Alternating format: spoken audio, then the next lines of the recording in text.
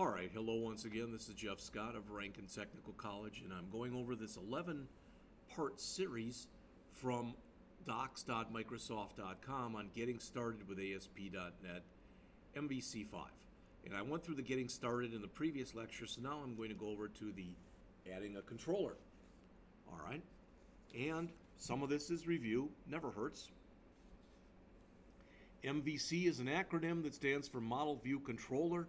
It's what's referred to as a design pattern. And a design pattern is a way of writing code that can be reused. All right. MVC-based applications, as it mentions there, contain the MVC components. Models are code. They're classes that represent the data of the application. They also use validation logic to enforce business rules. What are business rules? They're the rules that make the business operate. They're the rules that make the company the company. So the models end up communicating with what's called the data store, which typically is a database but doesn't have to be.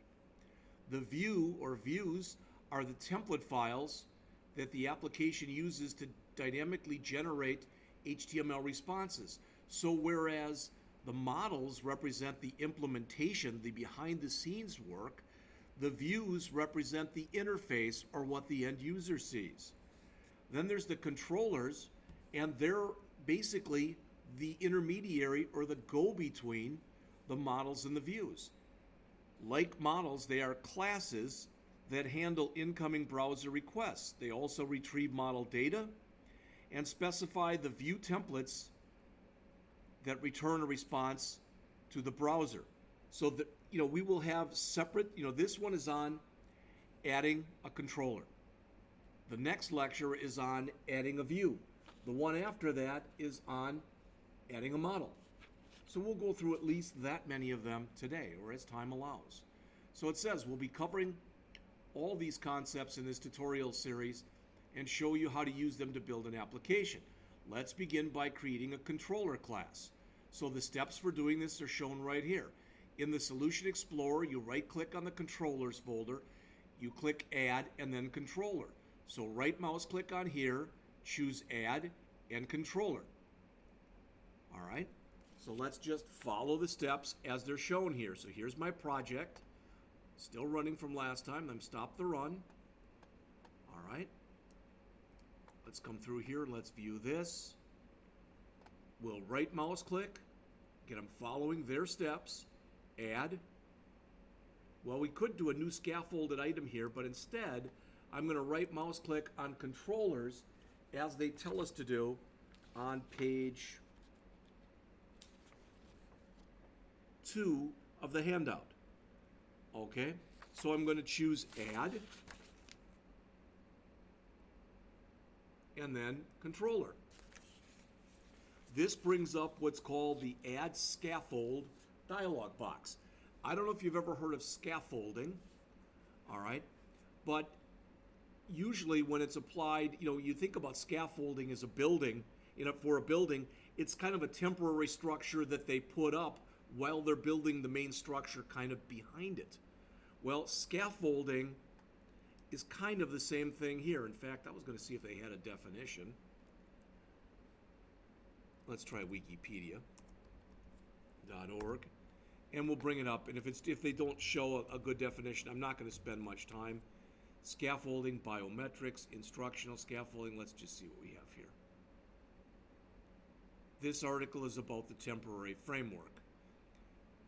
A temporary structure used to support a work crew and materials to aid in the construction, maintenance, and repair of buildings. Well, we're looking at it the same way. So there's the scaffolding that's around here while you're building to kind of protect what's going on behind it. Well, we're doing basically the same thing. All right? All right. I don't want to get off on too big of a tangent. I probably already have. So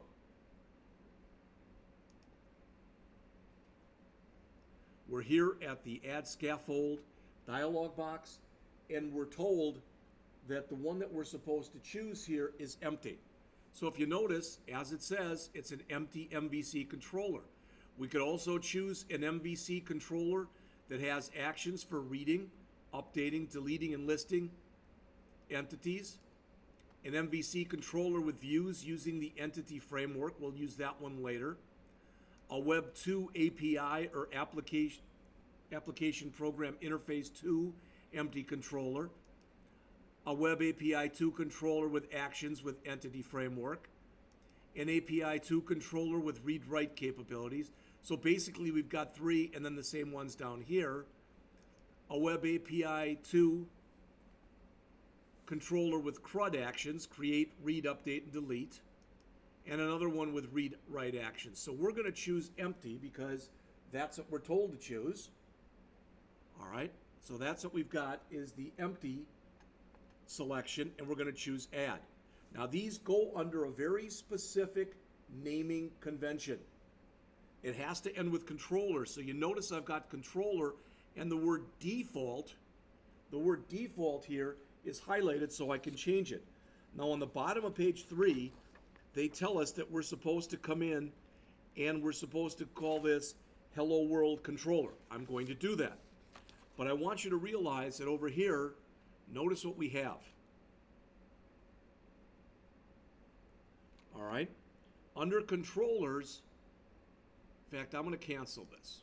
Under controllers, all we have now are account, home, and manage. And under views, account, home, manage, and shared. All right? So I'm going to right mouse click again, add, controller. We're going to add an empty one. We're going to say add, and I'm going to call this, as they mentioned on the bottom of page 3 in the handout, Hello World Controller. As soon as I get rid of this.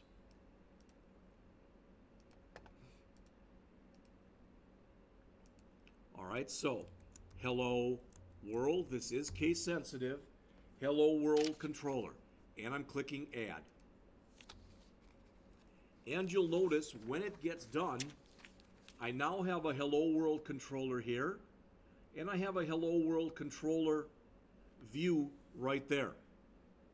So we've added both a Hello World Controller.cs file, which represents the Hello World Controller, and under views, we now have a Hello World folder.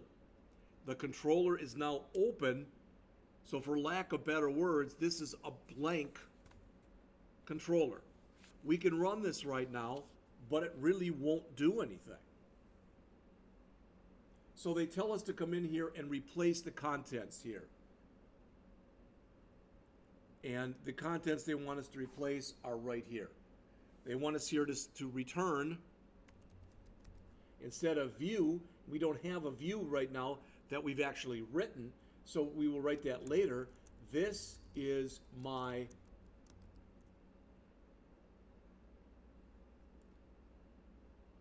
default action, ...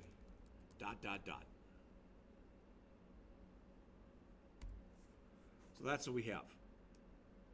So we're returning, this is my default action. Trying to figure out why I'm getting these underlines, so let me see. Represents text as a series of Unicode characters, cannot explicitly convert type string to an action result. Public.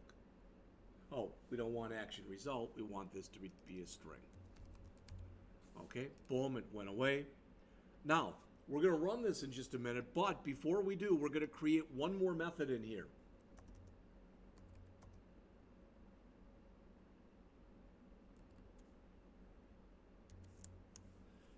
In fact, although they do it like that in the book, I like what's up above here. So this is going to say get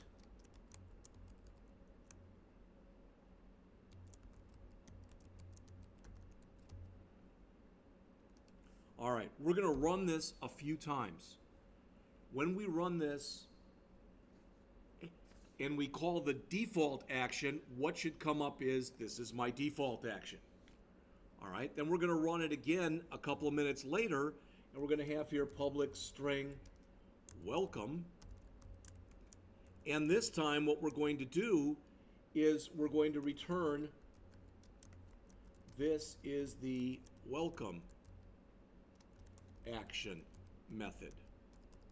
Just to show us that as we do this, this will be the default action, but we can write yet another method in addition to, or as many methods as we need to or want to, in addition to the default method. So the controller methods return a string of HTML as in this example. This is not what we're doing right now, just so you know.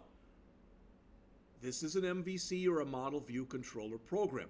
That said, we don't have a model yet. And we're using the controller to both act as the controller and as the view. So this Hello World controller is both being a controller and it's being a view. That's not typically what you do, but we're not going to talk about views until the next lesson. So we're using the controller as basically a view and a controller. And right now there is no model. All right, the controller is named Hello World Controller. You can see that it basically is a child of or inherits from the controller class. They want us to invoke this right now. Let's save it first, and then let's click here.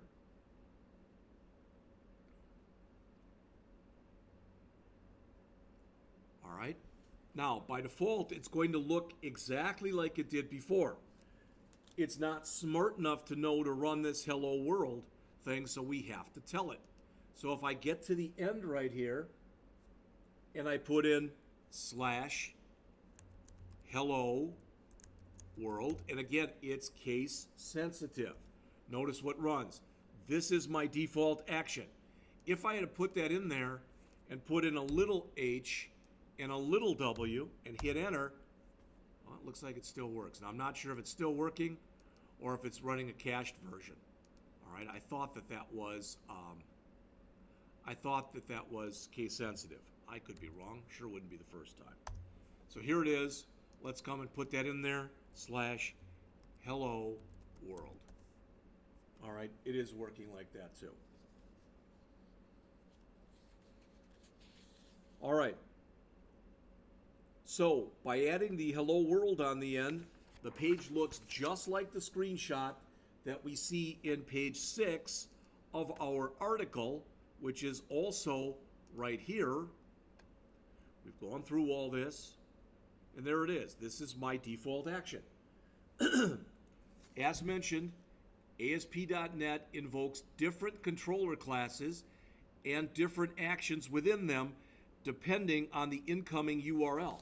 So what it's starting to do, what you're starting to see here, is this has been, for lack of better words, rerouted. So instead of going through the normal or regular route, we have told it to reroute to Hello World. Now, as mentioned there, and this is at the bottom of page 6 on this handout and what's shown in the text here, ASP.NET invokes different controller classes and different action methods within them depending on the incoming URL. The default URL routing logic used by ASP.NET uses a format to determine what code to invoke. All right, and it does it with this kind of pattern. Controller action parameters. It says you set the routing in the app start route config file. So let's look at that. Stop the run. Here is app start, and here is the route config file. So what they're showing right here is virtually the exact same thing as what's shown on the bottom half of page 6. All right? So what it's saying is by default, meaning unless told otherwise, all right, run the home controller. So find a controller that's called home controller, which is this one. All right? So run that home controller by default. And by default, inside of that home controller, the action should be index. Okay? So do we have a home index page in here? Well, I see one right here, which is saying run this. ASP.NET is a web-free framework, etc., etc. And if you remember, when we ran this, when we ran it and we didn't put any slash, we got this. It says the site can't be reached.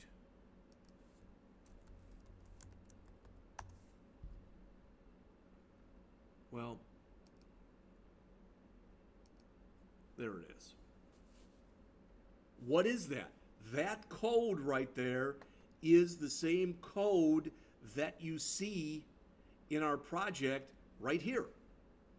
Now we're going to have more to say about things like ViewBag, etc. That isn't important right now. The point is, when we just put in, when we just run the program, we're telling it by default, which again means unless told otherwise, we are telling it to run the home controller. And in particular, in the home controller, we're telling it to run from our home controller, we're telling it to run the home index page, which is the one you just saw. So when you run an application and you do not supply any URL segments like the slash hello world like we put in,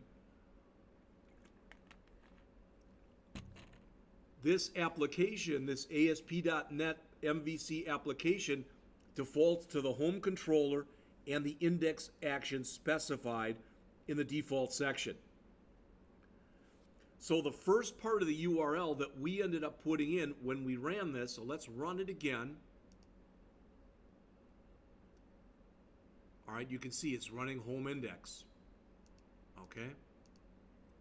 But when we came in here and said to this, hello world, okay, so when we put that in, and I'm sorry, we don't want it hello index, hello world. We just want hello world here.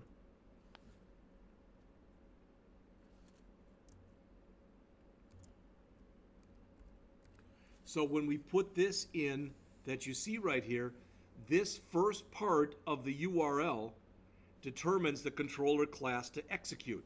So this is telling it to execute the hello world controller class.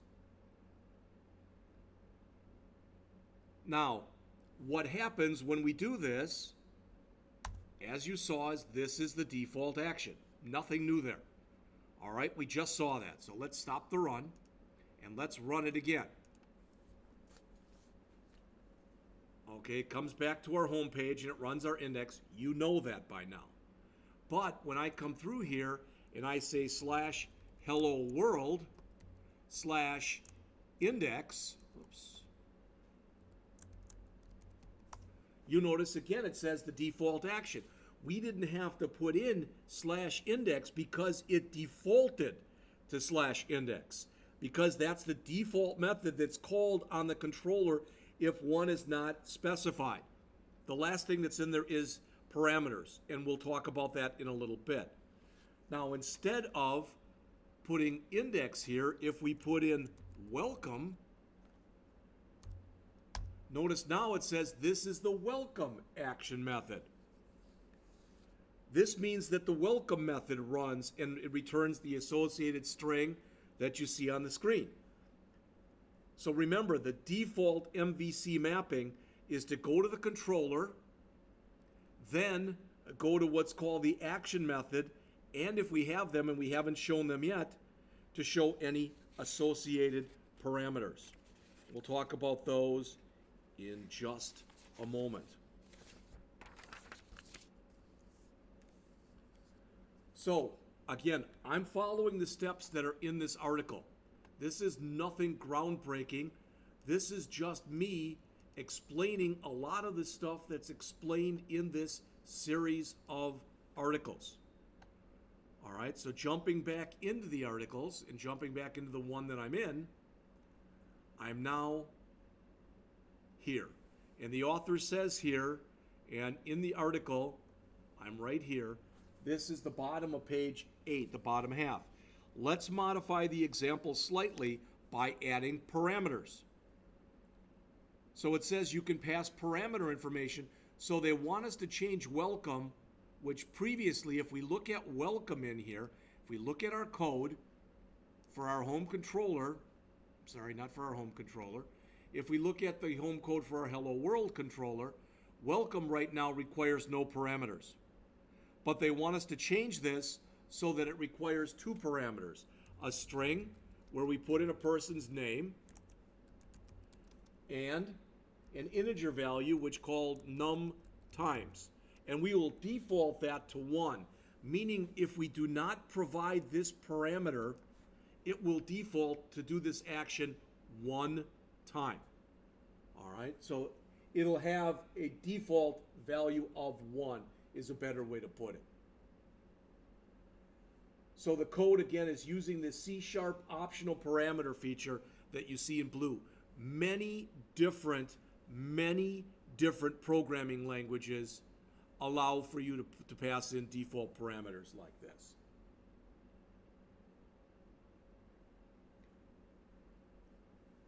All right. Now, they want us to come back in here. I'm going to just take this line and comment it out. In fact, I'm going to do that.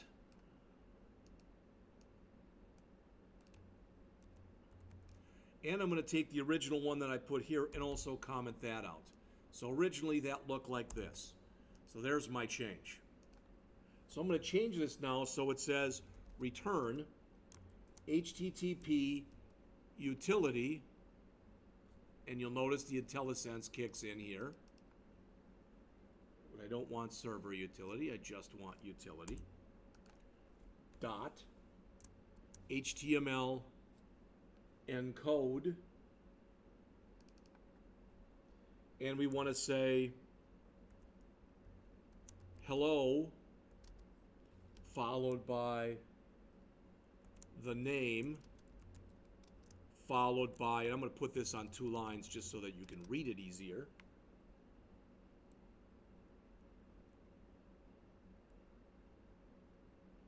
So hello plus name plus num times equal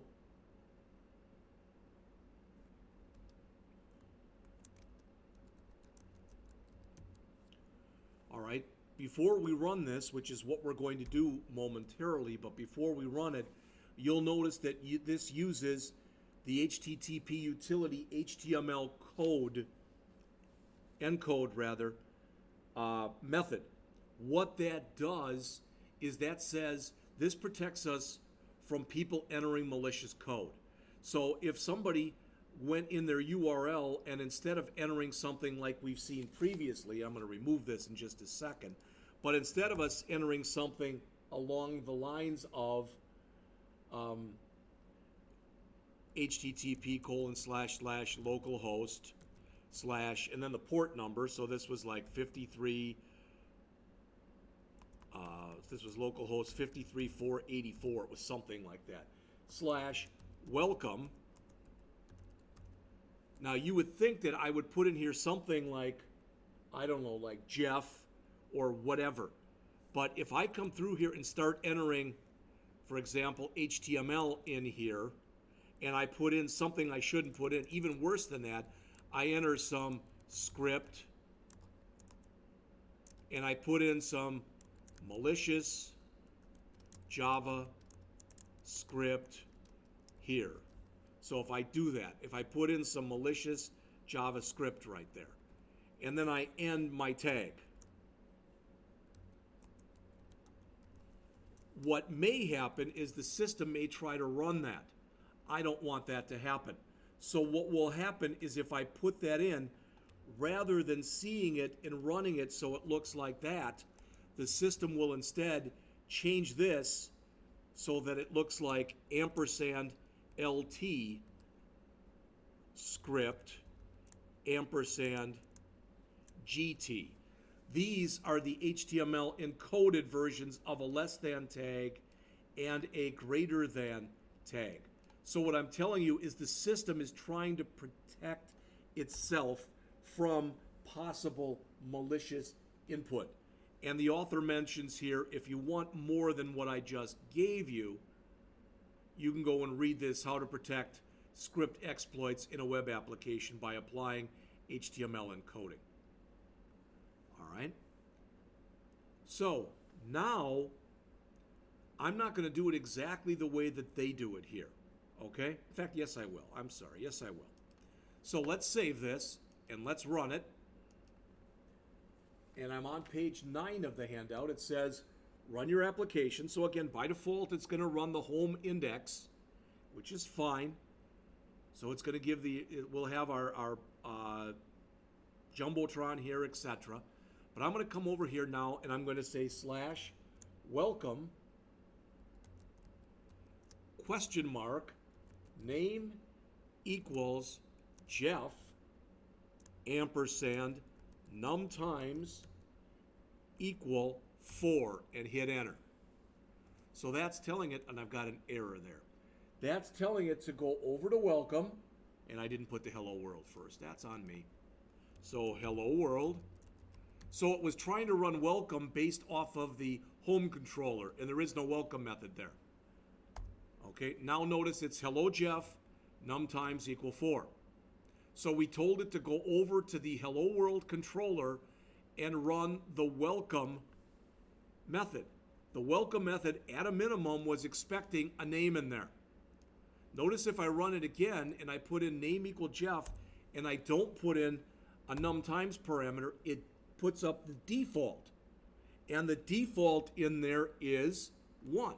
If I say welcome and I don't put a name in there, since that's required, it just says hello followed by nothing. Okay? So I put that's nothing in there. If I had wanted to, just an FYI for you, I could have come in here if I wanted to, and I could have also defaulted this. But since it's a string, that would have to be in double quotes. So I could say name equal Jeff like that. That way, if I run this again and I iterate my way over to the hello world method in the hello world controller, and I put in nothing, all right, there's my default action. But if I just put in welcome, now it accepts both of the default parameters that I put in. Hopefully that made a little bit of sense to you. All right, and again, this is explained and it's shown on page 9 in this handout, and where I am is right here. So the author mentions what you see up here. This is called a query string. Everything that comes after the URL, after the question mark, is a query string.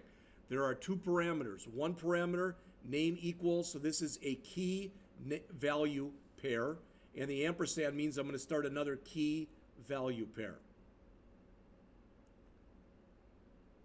All right, so I just showed you that example. Now the author does mention in the book, I'm up to page 10 here,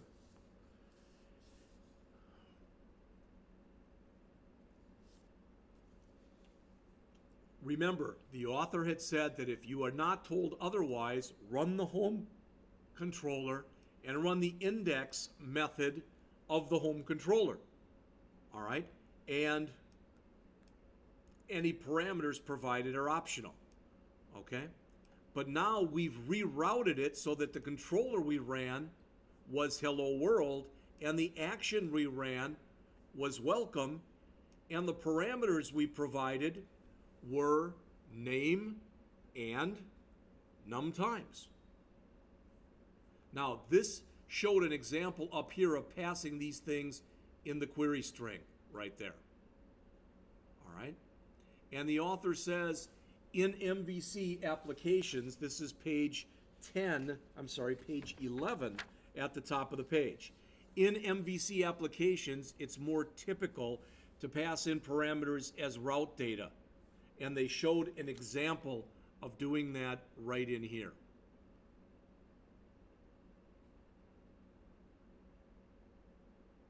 So let's try to use their example. And I want to use their example, so I'm going to literally key it in right here. So they put in localhost, colon, and then our name, our port name, which I believe was 53484, but I'll change it if I have to. Hello world. So we're telling it to run the hello world controller, the welcome method, and we're going to pass 3 in for the number of times, and then name equal, we'll use what they have, which is Rick, so it's a little bit different. So we'll go back in and we'll change this. So I'm just going to run it regular, so to speak, and then I'm going to add the other stuff to it. So we'll stop the run and we'll run it again.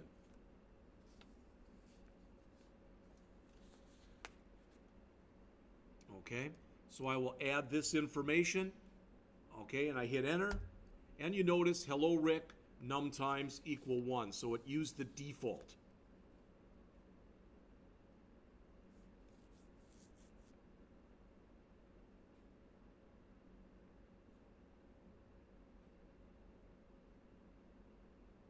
It says you can also add a route to pass in both the name and num times as parameters.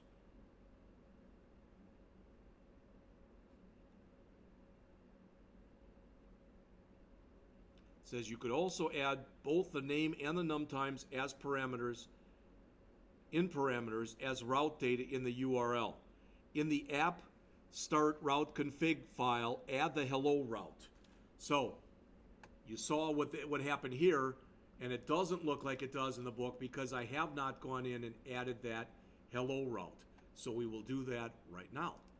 So in my route config, they're telling us to come in here, and underneath what we have here, right there, they're telling us to come in here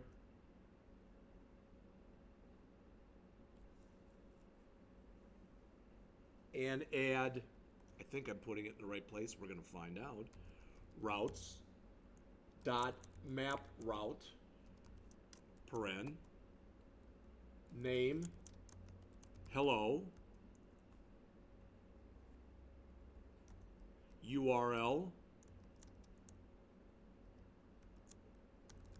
controller. Sorry, I got weird things that happen with this computer, so action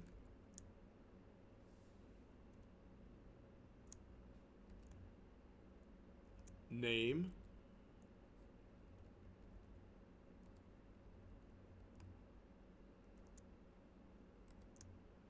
ID. So this is telling us another way that we can call this particular routine. All right? And in English, what they're saying is we can call hello and call the controller, but we can pass it in a name, and we can pass it in an ID. So let me hit OK. Let's run this again. You'll notice for the name we put in hello right there.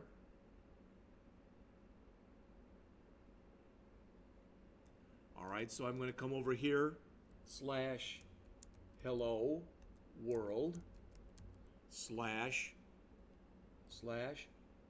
welcome / we'll put my name back in, Jeff / 3. Hit enter, and we get an error. Okay, so let's go back and take a look. It says the resource you're looking for has been removed, had its name changed, or is temporarily unavailable. Well, you can tell, okay, this is screwed up. So what do? The answer is always in the code. So I'm going to come back to here, and I'm going to look in here.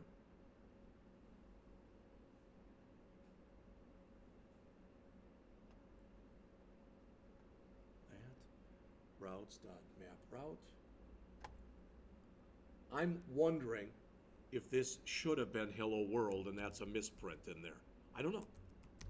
All right, I'm going to check though. Okay, so I'm going to save that.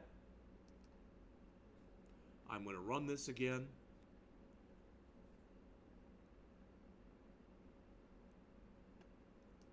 I'm going to come back to here once it comes up. I've got running my default port of 53484. Hello world.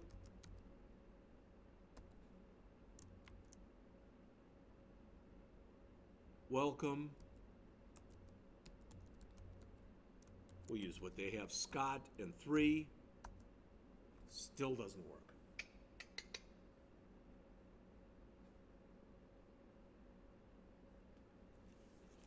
Localhost, hello world, welcome, Scott 3. I'd like to get this to work, all right, as we're working our way through here. But at the same time, I don't want this recording to be so long that I'm losing people. So, routes, dot map route, name, hello, URL, controller, / I didn't put action here. ACTION. All right, so I wasn't telling it to call the default action. That's the welcome part, remember. Okay, I'm going to keep it at hello world, and I'm going to try to run it again and see if this fixes it. I apologize.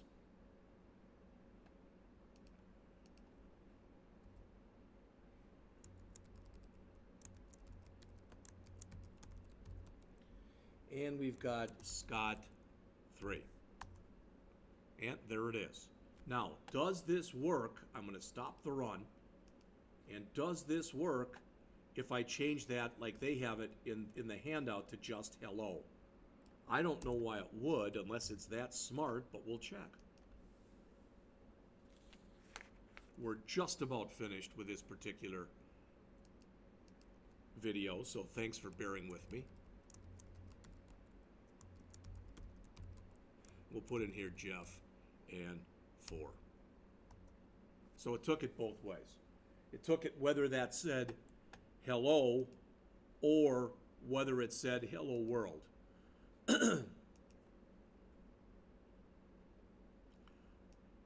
Telling it to call that controller with that action and passing in the name and the ID. I still think that should be world. And the author finishes this section up by mentioning here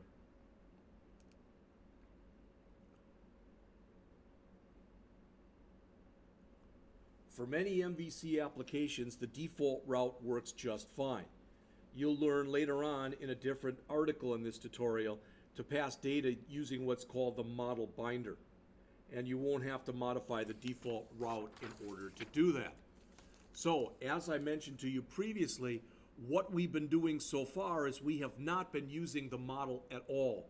So there's been no M in MVC. Plus, our controller has been doing double duty.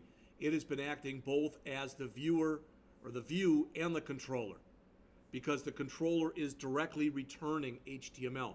That's typically what you don't want it to do. Now they say you don't want it to do that since it becomes cumbersome to code. No, that's not the main reason. That's a reason, but the main reason that you don't want to put the HTML right in your controller is one of the hallmarks of model view controller is this separation of concerns. The model holds just the business logic and validation rules and your key into the data store. Your view holds just your HTML, which is what we now put into the controller.